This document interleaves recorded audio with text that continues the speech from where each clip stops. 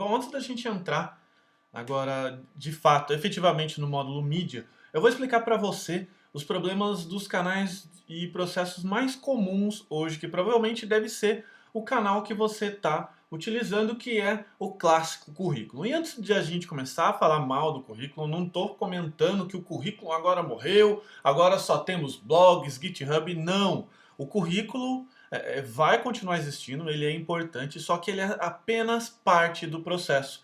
Só que quando você usa uma peça, vamos dizer assim, uma ferramenta para poder fazer tudo, que seria uma peça desse processo, vai ter áreas que essa ferramenta ela não vai ser tão eficiente quanto uma outra ferramenta mais especializada seria. Por exemplo, se você já mexeu já pregou pelo menos um prego na sua vida numa madeira, você sabe que a ferramenta mais eficiente é o martelo. Óbvio, está claro na sua mente. Só que o martelo, por exemplo, você poderia usar para colocar um parafuso numa madeira, por exemplo. Só que o que você teria que fazer? Você teria que ficar martelando esse parafuso e seria muito difícil. Então, faça essa analogia e entenda que o currículo é dessa forma. Como você usa ele para toda a sua comunicação, para todo o seu processo, você vai, obviamente, dentro desse processo que já é bastante comum, cair na área comum, vamos assim dizer. E a hora que você cai nessa área comum, que você vai começar a entender agora nessa aula, basicamente você vai acabar sendo prejudicado por isso. E, consequentemente, você vai ter que abrir mãos de certas coisas, como, por exemplo, o preço. Para que você possa conseguir nesse processo atual, você tem que trabalhar muito com o seu preço, que significa salário. Se você chega hoje, seu currículo, ó, toma aqui meu currículo, é um currículo padrão, enfim, e entrega para um possível empregador, o que ele vai fazer? Vai olhar, ah, tá, obrigado, e vai colocar na pilha de currículo. A não ser que você seja extraordinariamente é, é, é, capacitado tecnicamente, que é aquilo que a gente já começou a ver no início, nos primeiros módulos. Isso tem um problema, você tem que ficar sempre capacitado e, enfim, aquela figura da pessoa tentando beber água do hidrante mostra um pouco isso. Mas antes da gente começar a falar bem ou mal desse processo, não importa, como eu comentei, vamos usar a ferramenta para cada situação, vamos retratar aqui a situação que você está hoje. Então você está aqui vivendo uma jornada do currículo, que então tem várias empresas. Normalmente essas empresas enviam essas oportunidades para esses sites de oportunidade, tem aos montes por aí, são sites bastante importantes, inclusive, que novamente você vai continuar usando, só que na hora certa. Então, que elas fazem? Elas enviam essas oportunidades para esses sites, então você pega e manda o seu currículo. Uma dada hora, uma empresa pode ou não se interessar pelo seu currículo, só que junto com o seu currículo vieram tantos outros currículos. Ou seja, basicamente vai ser essa imagem que vai acontecer.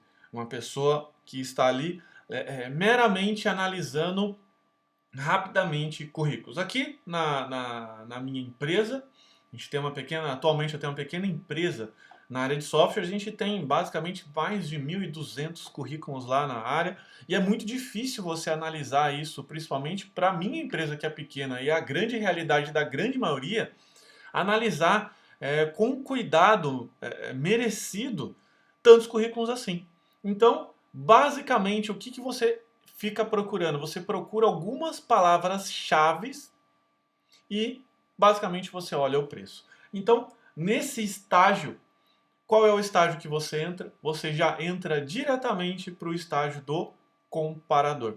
Ou seja, para aquela pessoa que fica basicamente olhando números e olhando a quantidade de experiência que você tem numa determinada situação, porque lembra das objeções, eu preciso ter, primeira coisa, eu preciso me sentir confiante, você me precisa passar uma certa autoridade mediante aquele processo para que eu possa me interessar por você. Então, quando você, não sei se você lembra, mas quando você entra no modo comparador, você começa a fazer comparações irracionais, como por exemplo preço, tempo de experiência. Claro que dependendo se você tiver sorte ou não, se o seu currículo estiver bem feito ou não, pode ser que você seja chamado para uma conversa. Mas isso também, vamos dizer assim, é bastante subjetivo esse critério ser chamado ou não. Depende muito de quem está analisando, legal? Então, essa pequena aula aqui, essa pequena, foi só para te mostrar qual é o problema do processo atual que 99,9% dos programadores, das pessoas que querem entrar para a área de TI ou já estão lá, fazem. E novamente, o currículo não vai morrer. A diferença vai ser que nós vamos utilizar ferramentas mais eficientes do que essa. Mas essa, claro, tem seu espaço, a gente vai continuar usando, que vai ter uma hora que, por exemplo, uma pessoa vai pedir o seu currículo, certo? Porque ela precisa do seu currículo para que ela possa, por exemplo, finalizar o processo de contratação. Mas você percebe que você inverteu a ordem. A ordem mudou muito, a ordem desses fatores mudou muito o resultado. Legal? Então a gente vai ficando por aqui. E nas próximas aulas agora você vai ter um conteúdo bem mais prático, bem mão na massa, então se prepara para que a gente possa começar a preparar todas essas ferramentas, todo esse ambiente para que você possa começar a atuar. Legal? Então até a próxima aula. Um abraço.